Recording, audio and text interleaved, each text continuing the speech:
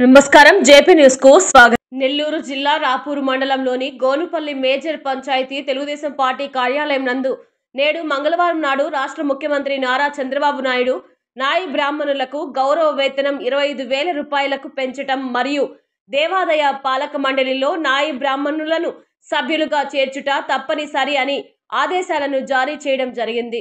దీనికి కృతజ్ఞతలు తెలుపుతూ రాష్ట్ర నాయి బ్రాహ్మణుల సంఘ అధ్యక్షులు వైద్యం శాంతారాం సూచనలతో అభినందన కార్యక్రమాన్ని గోనుపల్లి గ్రామ టీడీపీ పార్టీ కార్యాలయంలో నాయి బ్రాహ్మణుల ఆధ్వర్యంలో ముఖ్యమంత్రి, డిప్యూటీ ముఖ్యమంత్రి, స్థానిక ఎమ్మెల్యే కురుగొండ్ల రామకృష్ణ చిత్రపటాలకు పాలాభిషేకం చేశారు।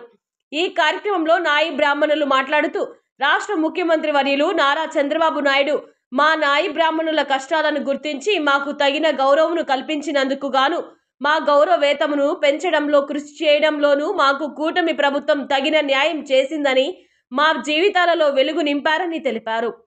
ఈ కార్యక్రమంలో గోనుపల్లి గ్రామ నాయి బ్రాహ్మణుల సంఘం, గోనుపల్లి గ్రామ కూటమి ప్రభుత్వం నాయకులు, కార్యకర్తలు, అభిమానులు తదితరులు పాల్గొన్నారు।